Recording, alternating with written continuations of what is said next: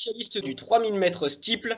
C'est l'un des athlètes les plus sélectionnés en équipe de France. Championnat d'Europe, championnat du monde, Jeux olympiques, il est toujours présent dans les grands rendez-vous. Un modèle de rigueur et de sérieux. J'ai nommé Johan Kowal. Salut Johan, comment tu vas?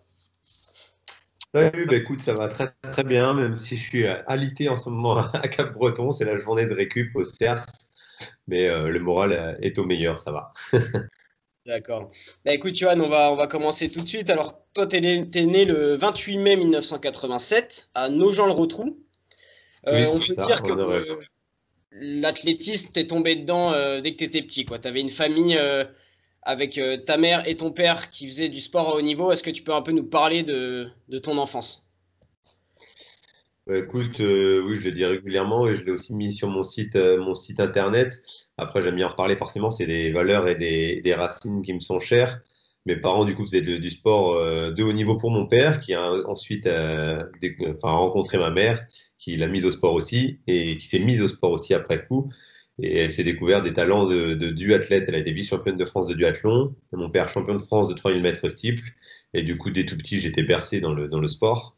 Pas forcément vers l'athlétisme directement, mais c'est là où les performances ont commencé à être visibles. Et du coup, forcément, les résultats ont fait que je me suis orienté vers l'athlé, même si j'ai touché au judo, j'ai touché au tennis, au foot, au rugby, un peu à tout.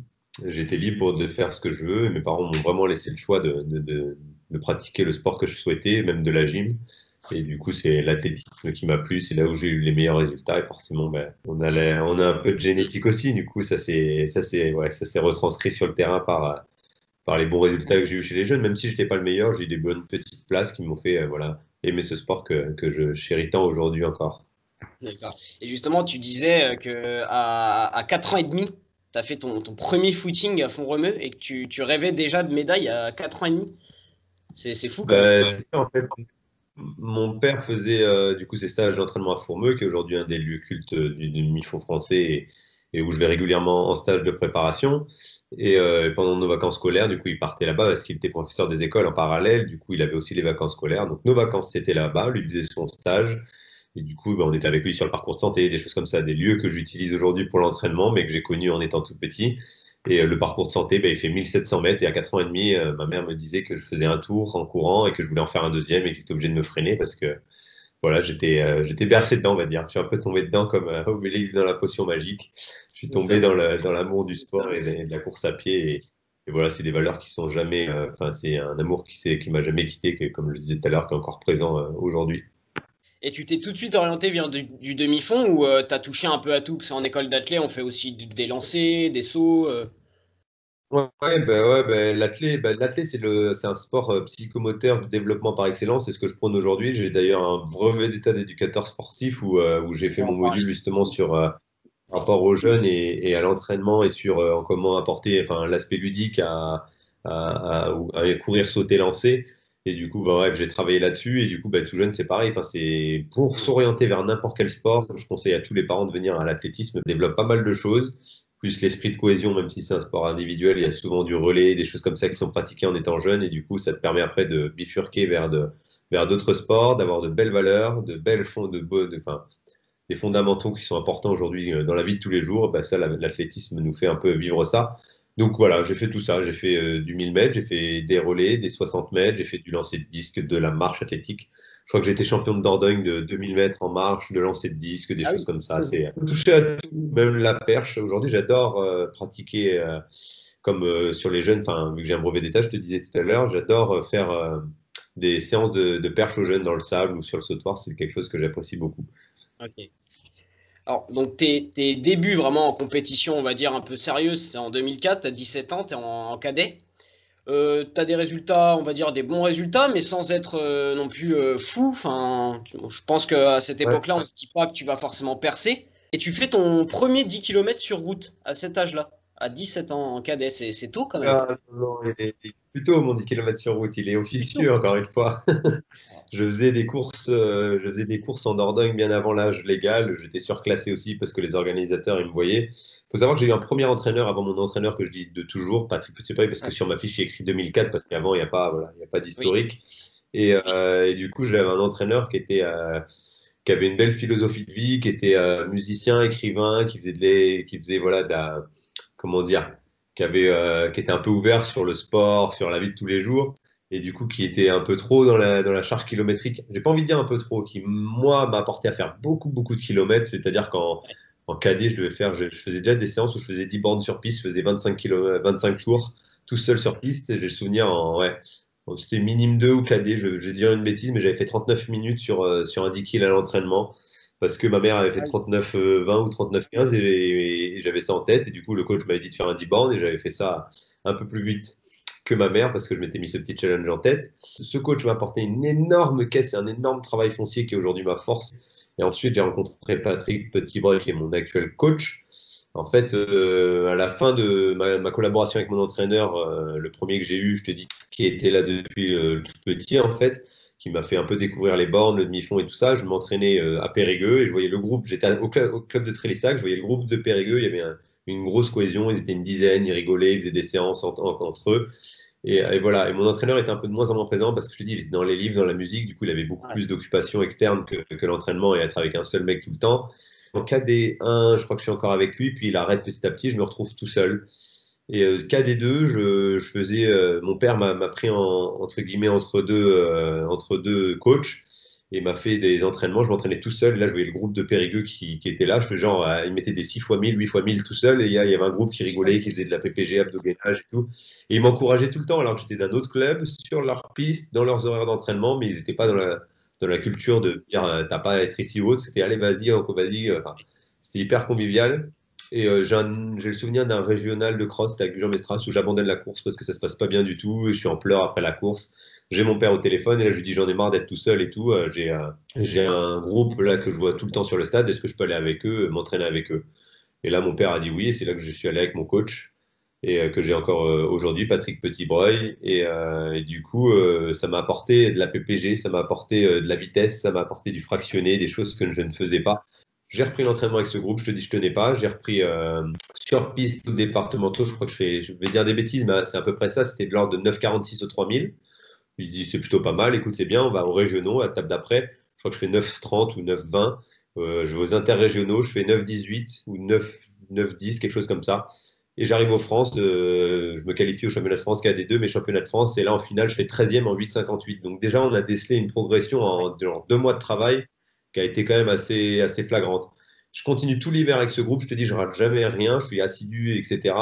Et moins d'un an plus tard, en salle, je fais 8,36 en salle. Et là, ça a commencé à être le pied dans le entre guillemets haut niveau, parce que quelques mois plus tard ou quelques semaines plus tard, je me sélectionne au championnat du monde de cross. En 2005, ta première sélection en équipe de France jeune, bah justement au championnat du monde de cross à Saint-Galmier en France.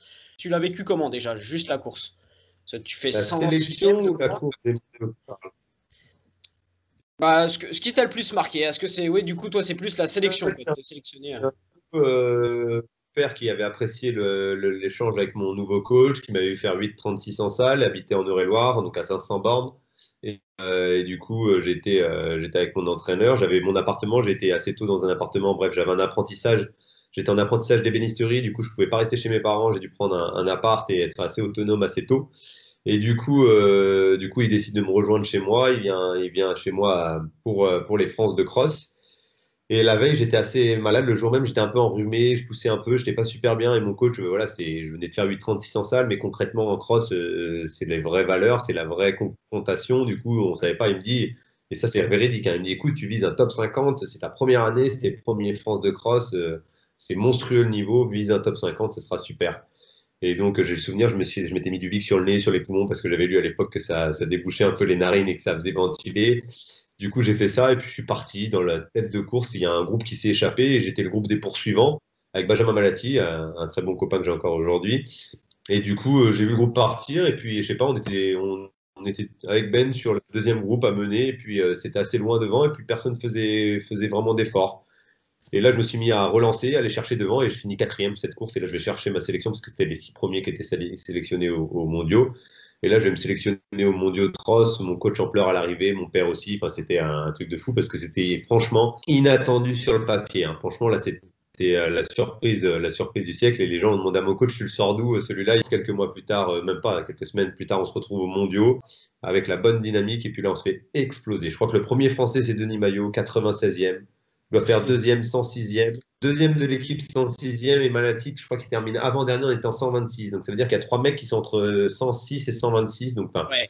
dans les journaux, dans les médias, ça a été la génération catastrophique du demi-fond, la pire génération française de juniors sur les mondiaux de cross. Aucun avenir n'était potentiellement écrit enfin, favorablement pour nous. Et au final, voilà, on a eu chacun notre carrière de notre côté. Denis Maillot, c'est 28-20 après au 10 000. Plusieurs sélections en équipe de France, de cross, de piste, de route. Et Benjamin Malati, 2h12, premier français, 2 fois premier français au marathon de Paris. Donc je pense qu'on a fait nos preuves sur le tard. 4 ans après cette course-là, en 2009, tu as ta première sélection là, en équipe de France A, donc chez les grands, chez les seniors, et tu as une médaille de bronze au championnat d'Europe Ouais, sur 1500 mètres en salle à Turin. Euh, exactement. ça doit être. Est-ce que c'est un de tes plus beaux souvenirs ça? Ouais, c'est que j'avais été identifié à Mehdi Bala, qui est quand même pas n'importe qui dans le demi-fond en France, parce qu'il avait fait pareil, première sélection senior, il fait une médaille, et après le palmarès, ben voilà, on le connaît aujourd'hui. Et du coup, c'est surtout ça qui m'a peut-être mis la pression après coup. Sur l'avant-coup, j'étais inattendu, voilà, on visait une finale et point barre, mais au final, j'arrive à surprendre et à mettre en fait ce que j'appelle la soupape, là. Mon petit logo qui est sur ma casquette là. Ce que j'appelle la soupape, c'est la relance de fin de course qui est inattendue, qui est imprévisible, qui est incontrôlée, qui est incalculable et que tu mets des années à gérer et que tu ne gères jamais totalement. C'est que tu mets une attaque tellement forte, tu sais pas quand et tu sais pas si tu vas la tenir jusqu'au bout. Mais ça, c'est pour ça que je dis souvent la soupape. Et là, cette année-là, ben, je l'ai mise au bon moment, à 200 mètres de la ligne, alors que je suis hyper loin dans la course. Je dois être 7 ou 8e. Je crois que je suis quasiment dernier et je fais un dernier 200 où je mets une grosse boîte, une grosse soupape et du coup, je cherchais une médaille qui était voilà, sur le papier, encore une fois inattendue. Et c'est voilà, ça a été la surprise et pour mon coach aussi dans le bon sens. On s'attendait à faire un bon truc, mais je courais contre des mecs qui avaient fait finale mondiale, finale olympique l'année d'avant. Il y avait Cristiano Brist, un Italien qui avait fait 5 au jeu. Il y avait le Portugais Rui Silva qui avait le plus gros palmarès du Portugal en termes de cours de 1500. Enfin, voilà, il y avait vraiment du lourd. Les Espagnols qui sont toujours redoutables en championnat. Et voilà, je m'affirme de la plus belle des manières et ça a mis un pied dans l'élite. Et tu vois, ça a été une belle chose, mais ce que je retiens, c'est qu'une semaine après, 15 jours après, il y a les France de cross court, et là, j'ai vraiment pas envie d'y aller. C'était la fin de saison, j'avais ma médaille, j'avais pas envie de me faire battre. Enfin voilà, rester sur une bonne dynamique, ça me plaisait. Mon coach, le matin de la course, je fais des lignes avec un copain de mon club. Il me met la pilule sur toutes les lignes droites. Tu vois, je sentais que j'avais pas la fride, j'avais pas le jus. Et juste avant la course, mon coach, il me prend par l'épaule. C'est un homme du terrain, mon coach, un homme voilà, terre à terre et assez bourrin, j'ai envie de dire. Et là, il me dit, allez, mon yo, celle-là, c'est pour moi que tu le fais. Tu cours pas pour toi. Dis-toi que tu cours pour moi. Fais-moi plaisir. Et finalement, je te fais un France de cross du futur enfin, voilà, où Les je champions de me, je France. me débrouille d'une belle manière. Je gagne le cross court en ayant, enfin, pour moi, une course qui est accomplie, alors qu'au final, dans l'instant T, j'ai pas ressenti de souffrance. J'ai pas de... C'est tellement bizarre, ces moments-là. C'est des moments que tu as dans certaines courses que tu as envie de retrouver sur d'autres parce que tu voles, tu es dans un état d'esprit, enfin, tout va bien. Dynamique positive du championnat d'avant. Les sensations étaient bonnes, le travail était fait en amont en hiver. J'étais fort sur le court, fort sur le long. Tout s'accumulait à donner que sur le cross-court, j'ai fait un gros truc. Et voilà, ça a été l'ensemble de cet hiver qui a fait que, ouais, bah, encore une fois, j'avais déjà pris goût au demi-fond et au haut niveau, et ça m'a gardé encore le pied dedans, et encore plus cet hiver-là. Et ça a été un palier important pour moi aussi, en tant que sportif de haut niveau et en tant qu'homme que je suis aujourd'hui dans l'athlétisme français. Alors après un moment peut-être un peu plus dur dans ta carrière en 2011, au championnat d'Europe en salle sur 1500 mètres encore à Paris, où là tu es éliminé Ouais. dès les séries et tu Yes. dis en fait que tu as eu plus peur de perdre que envie de gagner sur cette course. Ouais, ça c'est bien, tu as bien préparé le sujet. Ça a été une étape aussi importante, je pense, importante et légitime. Comment dire? Je dirais pas légitime, je dirais si elle était à refaire, je la referais. Je fais une course où je fais tout au couloir 2. J'ai mauvaise gestion de l'effort, mauvaise gestion du stress avant la course, pendant la course, tout est catastrophique. Et oui, j'ai eu une pression médiatique. J'avais fait la meilleure perf française, deuxième perf européenne sur le 1500 et sur le 3000, donc favori. Du coup, j'ai les médias qui me mettent en avant, c'est à Paris, l'équipe, la télé, de ça, qui me font des articles et des retours assez positifs pour ils créent une attente en fait. Et cette attente, ben, j'ai pas su la supporter, j'ai pas su courir avec cette attente. Et du coup, je me suis fait défoncer, voilà, mentalement, physiquement, ça a été mauvais. Et après ça, j'ai pris une sophrologue pour pouvoir me permettre de me refocaliser sur moi, puis m'occuper des autres, de l'attente des gens. courir pour moi, me faire plaisir. Et ça va, ça vient, ça repart encore aujourd'hui, tu vois. Des fois, tu t'occupes de l'image que tu vas donner et des fois, tu t'occupes vraiment de toi et tes courses, elles sont exploitées. Alors, l'année suivante, là, c'est les Jeux Olympiques, donc tes Ouais, premiers Jeux Olympiques. Tu fais huitième en demi-finale. Tu t'arrêtes aux portes des finales, on va dire, sur 1500 mètres, encore une fois. Comment tu as vécu ces Jeux Olympiques, ta course, mais aussi toute l'ambiance c'est quand même énorme, les Jeux Olympiques. Tu rencontres plein d'autres ouais, c'est un truc sportifs. de fou. Alors, j'ai le regret parce qu'en 2008, on était techniquement destination 2012. On était quatre jeunes à avoir fait les minima I2AF, à être potentiellement sélectionnables en 2008 pour découvrir les Jeux et être performants en 2012. Ces quatre athlètes, si je te les cite aujourd'hui, tu vas t'en souvenir. Enfin, pour tout le monde, ils ont eu un impact dans l'athlète. Il y avait Teddy Tango, Renaud Lavillenie, Cindy Billot et moi. Et tous les quatre, on est restés à la maison, malheureusement. Ça a été un choix de fédé. Bon, bref, on a quand même eu une autre carrière qui a suivi derrière. Mais on n'a pas découvert les Jeux comme on l'aurait souhaité en 2008, en ayant eu comment dire, un gros pied dedans. Mais finalement, voilà, on est resté à la maison. Bref. Du coup, 2012, grosse attente, les Jeux, j'étais avec Florian Carvalho. J'ai eu de la chance d'avoir Florian Carvalho tout au long de ma carrière, qui a été un compétiteur positif, un adverse, comment dire, c'était une relation saine et une adversité saine. Et on était ensemble en chambre alors qu'on faisait tous les deux du 1500 mètres, on s'affrontait au championnat de France, en meeting ou autre. Et voilà, et c'était un petit plus de faire ces jeux avec lui parce que ça a été mon binôme tout au long de ma carrière. En fait, en championnat, quasiment à chaque championnat, on était ensemble. Et du coup, c'est ça qui te fait un peu garder aussi les pieds sur terre. On se dit chacun notre préparation, chacun notre état d'esprit, tout ça. Et on est un peu des mentalités, des comportements différents qui se complètent et on s'est un peu retrouvés. Donc je pense d'avoir un gros binôme comme ça a été un plus parce que tu te fais bouffer par l'événement. C'est un truc tellement phénoménal d'être avec tous les sportifs du monde entier, des stars qui sont plus que sportifs, qui sont people aussi. Et ça a été ouais, une expérience de fou. Mais on en a plus profité après qu'avant, j'ai envie de dire. Oui. Parce qu'on est tous les deux sortis en demi-finale. On s'est mis une pilule à l'entraînement le jour de la finale avec Philippe Dupont qui était sur le bord de la piste pour savoir qui allait faire le décanation sur 1500 mètres. On s'est fait une séance de 5 fois 500 en progressif, de 1,11 à 1,07, tous les deux sur le stade d'échauffement comme des bourrins. Et puis voilà, et puis c'était encore une fois positif. Et puis finalement, on a tous les deux fait le décanation, lui sur 1500, moi sur steeple. Enfin bref, c'était la petite anecdote. Mais du coup, pour te dire qu'on a fait ça, et après, on a pu aller voir d'autres épreuves. On a profité, il y avait nos proches à tous les deux qui étaient venus. On a profité avec eux. On a pu aller voir d'autres compétitions. On est un peu critiqué parce qu'on arrive la deuxième semaine, mais que quand tu arrives une semaine avant ta compétition sur le village olympique où tu es en confinement, en fait, tu es confiné dans le village, ben, t'es dans une dynamique qui peut vite fait te chambouler les émotions et te chambouler ton état d'esprit dans lequel tu étais avant d'arriver sur le championnat. On va parler de 2014, qui est peut-être ta meilleure année, qui t'a aussi un peu peut-être révélé à, on va dire, tu étais déjà connu dans le monde de l'athlétisme et qui t'a peut-être révélé j'ai envie de dire, au Au monde grand public. sportif entièrement, quoi.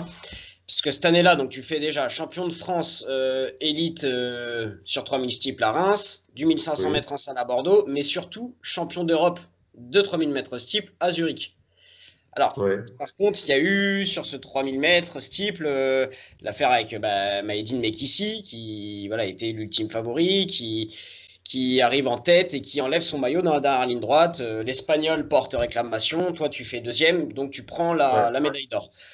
Est-ce que quand même tu retiens que du positif de cette course-là ou tu as eu du mal à prendre cette médaille d'or du coup? Sur l'instant T, c'était délicat, c'était difficile, ça s'est vu aux images, hein, sur le podium, etc. J'avais pas la grosse banane comme j'aurais souhaité l'avoir pour une victoire au championnat d'Europe ou une seconde place. Et ça a été difficile. Aujourd'hui, j'ai pris du recul et j'ai rien fait pour qu'il soit disqualifié. J'ai essayé de plaider sans sa cause. Moi, j'ai rien à me reprocher. Donc, pour moi, je suis champion d'Europe. C'est pas moi qui ai fait l'erreur. Je vois qu'il y a des disqualifications en vélo, dans d'autres sports pour des règlements qui sont pas respectés. C'est triste. Moi, j'ai essayé de cautionner sa victoire sur l'instant T, sur le moment. J'ai fait comme j'ai pu. Ça s'est pas passé. Aujourd'hui, je n'y peux rien. Et donc, je suis champion d'Europe 2014 et je me vends comme champion d'Europe parce que je ne l'ai pas volé. C'est pas moi qui ai été le disqualifié, qui a été le décrédibilisé. Ou, voilà. Et il faut savoir que le plus choquant dans tout ça, c'est que l'Espagnol qui a porté réclamation est tombé ensuite positif et a aussi perdu sa médaille. Donc ça se sait pas trop ça, mais voilà. Après coup, on peut se dire que l'énergumène a quand même été un bel acteur sur ce coup-là et du coup a bien su valoriser sa médaille et en final la perdre quelques mois ou années plus tard. Donc, techniquement, cette année-là, je fais pas les minima pour les championnats d'Europe, donc je suis pas dans le ranking pour aller aux Jeux Europes. Sauf que une semaine ou 10 jours après, je gagne les France. Et là, la Fédé dit on va étudier ton cas parce que tu es quand même, t'as gagné la Coupe d'Europe, tu fais champion de France en ayant voilà, l'adversité en direct, tu as su le gérer. Donc on va voir. Ils m'ont sélectionné aux Europes, mais il faut savoir que du coup, cette saison-là, je fais pas les minima pour les championnats d'Europe. Et sur les Europes, ben, du coup, j'ai la course qui se passe bien. Et, Mhm. euh, Ouais, c'est et dingue. voilà. Et après coup, c'était une année folle parce que j'ai joué le jeu médiatiquement parlant. J'ai fait tous les Oui, plateaux télé, France 2, France 3, c'est l'équipe, ça. Beansport, etc. J'ai tout fait, ça m'a bouffé un jus, mais énorme, mais c'était phénoménal. Je regrette en aucun cas. Et après, on s'est retrouvé aux décanations avec, je crois que c'était 20 000 personnes dans le public, une course de fou. Et là, je fais 4 ou 5e. Donc, j'arrive pas à rapporter en direct après la saison une belle fin de course, j'ai envie de dire, au public français parce que j'avais plus de jus en fait. Je faisais des Oui, bonnes c'est ça. séances, mais j'avais plus de et j'avais joué le jeu médiatiquement. Et du coup, c'est une année qui a été pour tout ça, toute cette mise en avant, toute cette performance, j'ai envie de dire, tous ces retours médiatiques ont été bien sur l'instant T. Aujourd'hui, je reprends tout, je reprends l'aspect médiatique aussi, mais j'ai pas envie d'avoir cette vie médiatique sur du long terme. Et Oui. j'ai de la chance parce qu'elle est tombée. Et cette reconnaissance et tout ça, je l'ai bien aimé l'avoir sur l'instant T, sur le présent, sur l'instant, voilà, juste après le championnat. Mais après coup, quand on te reconnaissait dans la rue ou autre, quand tu fais tes courses et tout, c'était quand même avec répétition, c'était quand même, c'est pas mon état d'esprit, tu vois. On est parti en vacances assez loin de la France, on m'a reconnu 3 fois là-bas, c'était un truc de fou. Donc ouais, c'était une belle saison sportivement parlant, mais je veux dire, la vie de People et de Star ne m'intéresse en aucun cas et la médiatisation à tout va non plus.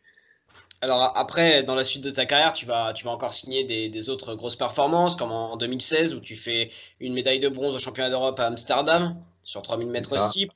Au JO à Rio, tu fais quand même cinquième sur 3000 mètres steeple aussi. Ouais. En 2018, tu fais quatrième au championnat d'Europe à Berlin. Le podium, enfin, c'est facile à dire après coup, mais il était vraiment faisable, il était vraiment à ma portée. Et c'est une mauvaise gestion. Enfin, c'est ce qui construit une carrière, des performances et des contre-performances. Là, ça a été l'une des plus dures, je pense, de ma carrière parce que même dans un jour moins bien, j'étais capable de faire troisième, ça c'est sûr. Après, c'est la loi du sport. Et c'est ça aussi qui fait ta force, c'est que t'es très lucide. Voilà, quand tu réussis, tu sais pourquoi tu as réussi, tu sais ce que tu as mis en place pour réussir. Mais quand tu échoues, comme là, voilà, tu dis c'est une mauvaise gestion. En 2019, au Mondiaux à Doha, bon voilà, c'était conditions particulières, très, Ouais. très chaud. Enfin voilà, il y avait un public, il n'y avait pas beaucoup de public, tout ça, mais tu sors des séries et juste après, tu fais une vidéo que tu as publiée sur les réseaux où voilà, tu t'expliques et tu dis je n'ai pas d'explication. Enfin, j'avais fait un bon stage à Font-Rieu et voilà, Je suis pas là pour me donner des excuses, mais je pense, tu vois, je vais te parler, je l'ai fait à la fin d'année dernière avec la radio locale parce que je suis très proche d'eux. Et en toute honnêteté, je suis quelqu'un qui, depuis 2014, je suis rentré dans un confort de vie, niveau partenariat, niveau sponsoring. Je suis un demi-fondeur. Les demi-fondeurs, on court contre des gens qui ont faim, qui sont Kenyans, qui sont Éthiopiens, qui sont Érythréens, qui courent pour survivre. Toi, tu cours parce que j'aime ça. Moi, je suis militaire à côté. Si ma carrière s'arrête demain, j'ai mon salaire, j'ai ma maison, enfin voilà, je gagne pas des millions, mais je vis quand même correctement depuis 2014. C'est quand même pas le même train de vie qu'avant. Et je me suis assis un peu dans un confort de vie qui n'était pas moi, qui n'était pas mon état d'esprit. Et cette année, là, j'ai une grosse perte sur l'année 2020, forcément, de compétition et de gains en compétition, de partenaires aussi sur 2021. Et pourtant, je suis pas en train de pleurer et je m'en sers dans le bon sens parce que depuis ces années-là, j'ai fait un peu l'introspection sur moi-même et je me suis rendu compte que voilà, j'allais faire des stages aux États-Unis, j'allais plus trop au Kenya, j'allais dans des belles ouais. résidences, aussi des trucs un peu confort. Sauf que je suis pas comme ça. Moi, je suis fait de sueur et de terre rouge. En fait, j'ai tout fait ma carrière. Sur tous les stages cumulés, je crois que je suis allé 16 fois au Kenya. J'ai fait plus d'un an de ma vie au Kenya, en Afrique du Sud ou en Éthiopie. Enfin, l'Éthiopie, c'était une première la dernière fois, mais voilà, enfin, les fondamentaux qui ont fait que je suis l'athlète que je suis aujourd'hui, c'est venu depuis mon premier gros stage, en gros, en 2009, où je vais au Kenya. Enfin, ça a été pour moi une belle réalisation, enfin, une belle prise de conscience de vie que j'ai encore aujourd'hui à cœur de retrouver. Et c'est pour ça que le 16 mars, après les France de Cross, là, je repars 6 semaines au Kenya. On coupe tous les téléphones, on prend des livres et on se retourne aux sources. Non, je Super. pense Alors que tu justement, vois oui, cet là, état d'esprit d'arriver. Ouais. ouais.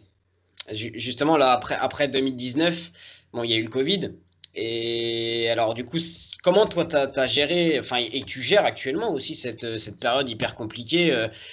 Le premier confinement, bah, le sport était arrêté complètement. Là, c'est encore, il y a des sports qui ont repris, mais les compétitions d'athlétisme, pas trop, quoi. Enfin, c'est encore un peu flou. Est-ce que tu Faut arrives à dire, garder la motivation, quoi? Ouais, soit tu te laisses aller, tu broies du noir et tu fais rien, soit tu bouges et tu t'entraînes et tu trouves des solutions. Je suis parti sur 2 points. Le premier confinement, je me suis entraîné comme un fou. D'ailleurs, c'est ce qui m'a fait la blessure un peu sous le pied que j'ai aujourd'hui. Je pense que j'ai su aller trop fort, trop de séances sur route et du coup, ça a impacté mon physique qui n'était pas forcément habitué à ça. Et deuxième point, c'est qu'à un moment donné, au lieu de rien faire, je me suis occupé l'esprit. J'ai créé un programme d'entraînement où je suis devenu un peu coach sportif parce que ça fait des années que je conseille des gens, des choses comme ça. Et que là, j'ai voulu utiliser le temps à bon escient. Il y avait le temps de faire des choses, donc je l'ai utilisé. Parce que comme tout le monde, je me suis mis à jardiner, je me suis mis à faire le potager, à avoir des poules, etc. Et puis, c'était pas moi, ça. Je l'ai fait un petit peu, mais bon, c'est pas mon état d'esprit. Et du coup, j'ai réfléchi à ce que je pouvais faire. Et donc, je me suis mis à ça. Je me suis entraîné. Et puis, à côté, j'ai continué à faire un programme d'entraînement que j'ai mis en place et qui a mis 6 mois à se mettre et à se finaliser.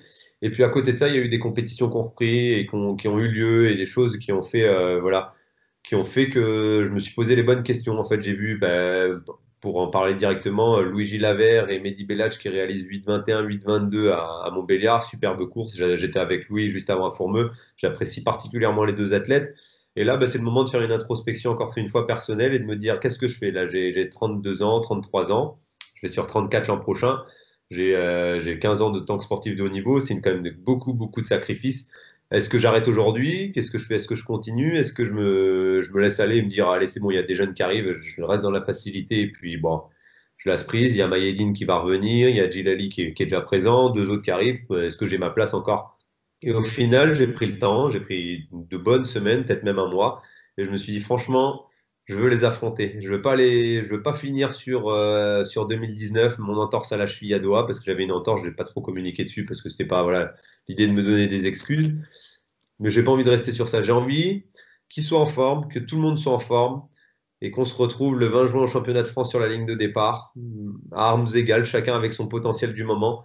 Mais moi, en tout cas, conscient de ma force ce jour-là et de les affronter avec une bonne gestion de course, une bonne préparation en amont et de rien regretter.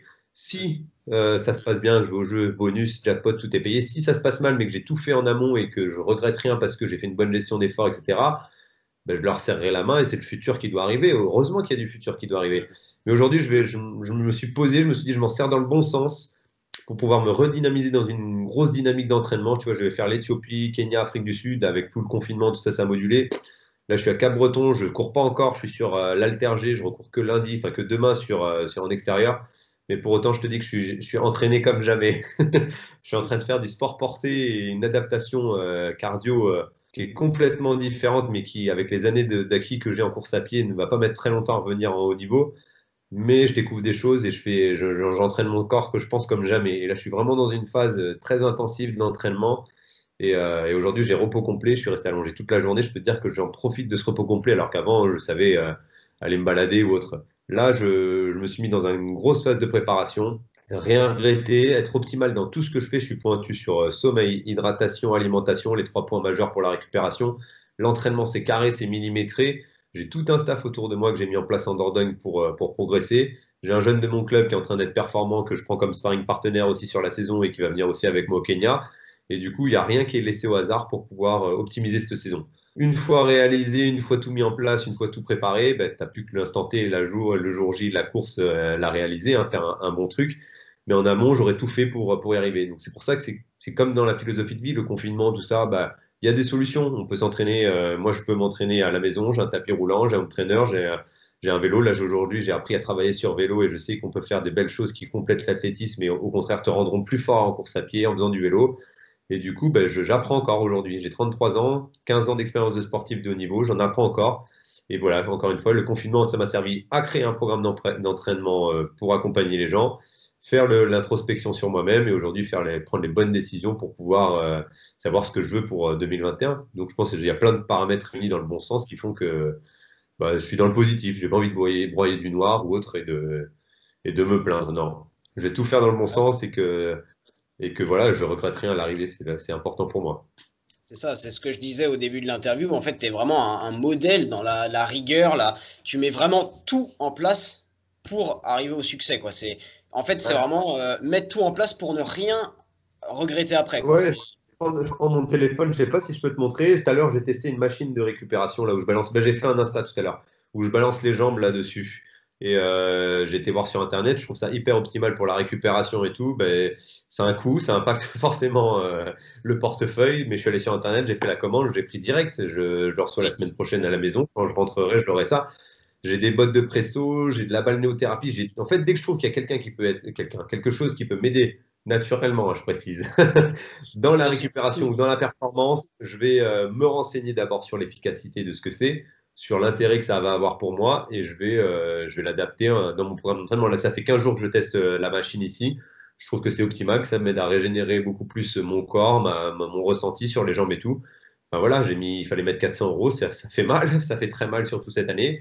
Mais si je dois empaqueter mes économies personnelles pour l'acheter, ben je le fais. Et je le fais, voilà, je n'ai pas réfléchi parce que pour moi, c'est important. Donc, même si je dois être à découvert le mois prochain pour ça, ben, je vais le faire parce que, je te dis, je mets tout en place pour être performant. Je ne veux rien regretter. Après, c'est pareil pour un chef d'entreprise. Hein, quand il veut dynamiser sa boîte et qu'il veut se lancer, à un moment donné, c'est des heures, c'est des sacrifices, voilà, il faut faire des choix. Et du coup, moi, ces choix, je sais vers quoi ils sont orientés, vers où je vais aller. Et pour ça, je néglige rien. Alors, j'avais une petite question aussi parce que t'as de nombreux amis dans l'athlétisme hein, qui sont assez connus. Johan Durand, que j'ai interviewé d'ailleurs, c'était le premier que j'ai fait. Benjamin Malati, Florian Carvalho, voilà, et j'en passe. Et toi, tu désires rester là sur 3000 mètres steeple, alors que tous tes potes sont partis sur marathon. Tu as 33 ans. Ouais. Est-ce Mhm. que tu as eu envie par moment de te dire vas-y, je vais voir sur marathon, qu'est-ce que je vaux, quoi? Ou Bah, tu préfères attendre un peu? c'est prévu. Normalement, là, je devais être sur marathon. Techniquement, après les Jeux, je dois passer sur marathon. C'est un projet de vie, un projet de carrière que j'ai depuis longtemps. On doit aller aux États-Unis avec ma femme pour faire quelques mois là-bas, enfin même de longs mois là-bas pour entamer une préparation marathon et mettre un premier pied dedans après les Jeux. Donc là, on attend en fonction de l'actualité. Mais non, c'est prévu pour 2024. J'espère être sur la ligne de départ si je suis à côté de Florian Carvalho, Benjamin Malati ou Johan Durand, ça sera énorme. Mais déjà, à titre perso, ouais, me focaliser sur une bonne préparation en amont, exploiter le marathon, faire découvrir le marathon à mon corps parce que je pense que ça se néglige pas ça non plus. Et du coup, voilà, je vais mettre encore une fois tout en œuvre pour ça, mais c'est prévu. J'ai une petite pensée vers le marathon, mais je ne m'y focalise pas encore à 100% parce que je te dis, il faut se focaliser sur l'instant T, sur ce qu'on veut aujourd'hui, sur du moyen terme, du long terme, entre guillemets. Là, il y a du court terme, France de cross, moyen terme, minima, moyen terme, on va dire, Jeux Olympiques, et puis après, Ouais, le marathon, c'est plus sur du long terme. ok, d'accord. Et alors, pour perfer, évidemment, il faut un entourage. Donc, toi, tu as voilà, ton père, ta mère, ton épouse, évidemment. Mais aussi ta chienne, Gaïa, qui a d'ailleurs un profil Instagram. Hein, je vous invite à aller voir si tu veux regarder cette vidéo.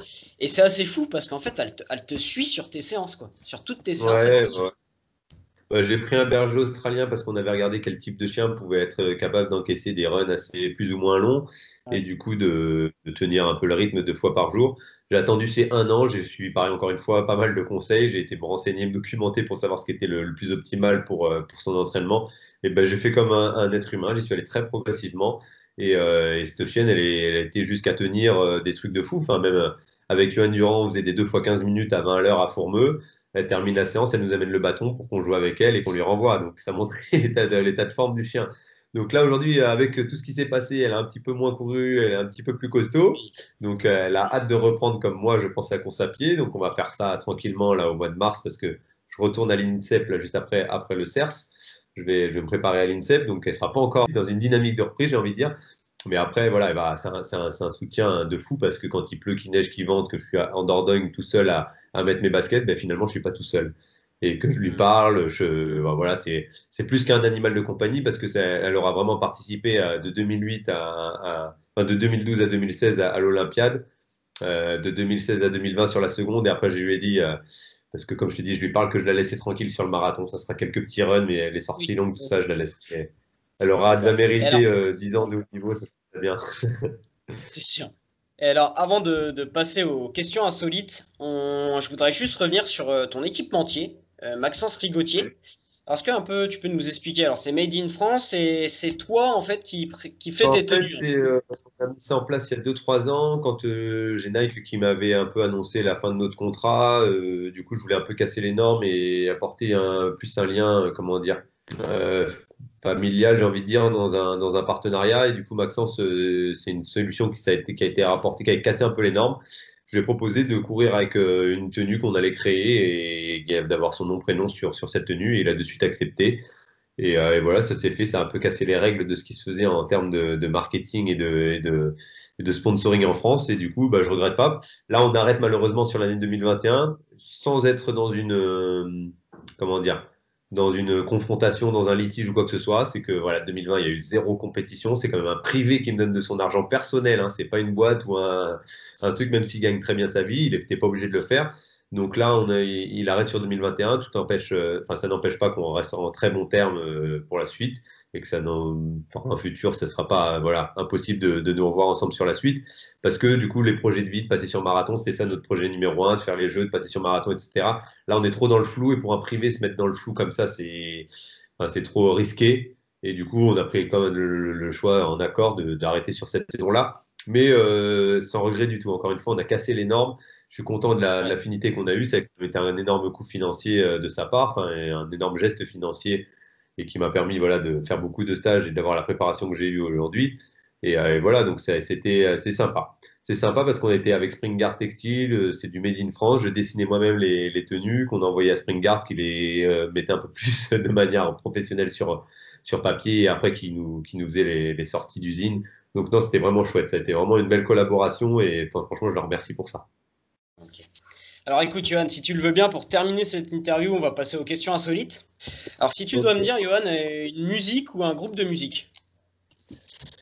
Alors, je dirais, quand j'étais un peu plus avec l'arrivée de mon groupe, c'était System of a Down, c'était du métal. Et Ah oui. après, aujourd'hui, j'aime beaucoup le rap, mais j'aime bien le rap ancien, IAM, NTM, choses comme ça. C'est dur de dire une musique particulière parce que j'en écoute Oui, plein. oui, Et oui. après, j'ai The Bittersweet Symphony, la chanson avec ma femme. Donc, s'il y en a une qui doit se détacher, ce serait quand même celle-là. Alors, un film ou une série? C'est pareil, j'ai beaucoup, beaucoup de films à mon actif. Je pencherais quand même plus vers le 300 ou le Seigneur des Anneaux. Bon, c'est un peu le même état Non, d'esprit, un peu le ouais, même délire, mais sur, difficile de séparer. Allez, je dirais.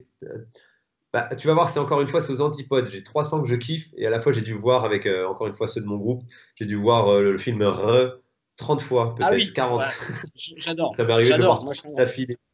Voilà, La Tour Oui, Montparnasse c'est pas le infernale, même des choses genre, comme en ça. effet, ouais. De guerre, le film de guerre et film quatrième degré, les tuches, je l'ai vu un paquet de fois. Donc, ouais, je suis Oui, tellement là-dessus, je suis tellement open que ça va, la palette, elle est trop large pour en citer un particulièrement. ok. Alors, un plat que tu affectionnes Ah, particulièrement. ouais. Sushi, là, Ah. ouais, là, on est au-dessus de tout. Les sushis, c'est ça qu'il faut que j'aille Alors, au Japon parce que sushi, c'est obligé. oui. Alors, une destination de vacances. Toi qui as beaucoup voyagé avec les stages, Tahiti. Tahiti, j'ai fait ça en 2014 après les Europes, invité par mon oncle. Et du coup, Tahiti, c'était fou. C'est exceptionnel. Alors, est-ce qu'il y a quelqu'un un sportif ou autre, hein, qui t'a inspiré ou un peu un modèle pour toi? J'ai pas eu de modèle qui m'a inspiré. J'ai Johan Durand avec qui je m'identifie souvent Ouais. parce que c'était un mec qui a fait des sélections en équipe de France avant moi parce qu'il a 2 ans de plus, qui était en stage régional avec nous, avec les jeunes enfin les jeunes, il a presque mon âge, hein. Mais qui a toujours gardé les pieds sur terre, resté humble. Et c'est un peu été une ligne de conduite que j'ai essayé d'avoir moi aussi comme sportif parce que je trouvais qu'il voilà, il dégageait une bonne image. Il en faisait pas trop, il restait lui-même et ça a été quelque chose qui m'a bien plu. Donc, dans un premier temps, j'ai toujours été dynamisé par cet athlète-là qui est en plus local et qui habite proche de chez moi. C'est d'ailleurs mon témoin de mariage aujourd'hui. Voilà. Et après coup, ben, je vois que tu as le poster derrière. J'ai lu le livre sur Michael Jordan parce que je me suis bien Ah intéressé oui. à la vie et au comportement. Et du coup, c'est mon gros livre. Là, c'est mon plus gros livre. D'ailleurs, 780 pages, je crois, que j'ai réussi à lire alors que je ne suis pas du tout un grand lecteur à la base. Alors, Johan, est-ce que tu as une autre passion que l'athlétisme? Parce que c'est vrai que tu étais très focus athlète, hein, tu fais Ouais, même des ouais, plans ouais. d'entraînement, tout ça. Est-ce que tu as une autre passion dans la vie? Du coup, entraîner, partager et véhiculer ce que je vis dans le sport, mais ça reste propre à l'athlète. Après, je te dis, j'aime beaucoup le cinéma, enfin tout ce qui est Ouais. film, série, tout ça, j'en mange énormément.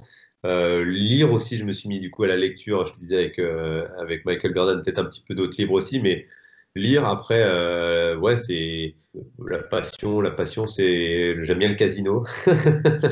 Puis plus La tous passion ces jeux. dangereuse, hein. Ouais, ouais. Non, les jeux, hein, j'aime beaucoup. Je sais pas si on peut qualifier ça de passion, mais tout ce qui est jeux de société, tout ça. Je suis Ouais. très influençable. J'ai regardé le jeu de la dame là, comme tout le monde, sur Netflix. Et à Noël, ma femme m'a acheté un jeu Oui. d'échecs. Et là, quand j'ai un petit peu de pause, je me mets aux échecs que je connaissais pas et je découvre le jeu, la stratégie. J'aime beaucoup. Donc j'aime beaucoup ouais, les jeux de plateau, les jeux un peu dynamiques, les jeux rigolos en groupe. Là, j'ai tout chez moi un sac rempli de jeux. Et quand on a des amis, de la famille, on fait souvent des soirées où on fait des petits jeux de société rapides et qui, voilà, qui stimulent bien, qui font bien rigoler la petite soirée, quoi. Ok, super. Alors, pour terminer, tu vas essayer de te caractériser, de te décrire en 2 mots seulement. Ouais. T'as vu, depuis tout à l'heure, tu me demandes un truc, je t'en sors 10. Ah En ouais, deux pas mots, facile, je hein, du dirais, coup. qu'est-ce que je dirais en 2 mots? Je dirais, enfin, ouais, c'est dur, hein. Je dirais persévérance Ouais. et comment dire, ouais, je sais pas, naïf. Non, c'est pas naïf, parce que c'est à la fois une qualité mais un défaut. C'est ce qu'on met souvent Oui, dans le oui, je vois CV, ce tu que tu sais. veux dire. Mais je suis trop, ouais, je suis capable de, si je m'entends bien avec toi ou avec des amis, enfin voilà. Moi, j'ai une culture à l'argent qui est vraiment, des fois, qui peut être mal perçue par l'extérieur. Mais c'est même pas l'esprit de flamber, c'est que si je gagne un petit truc ou une petite prime, je suis capable de tout flamber direct à un resto avec des amis.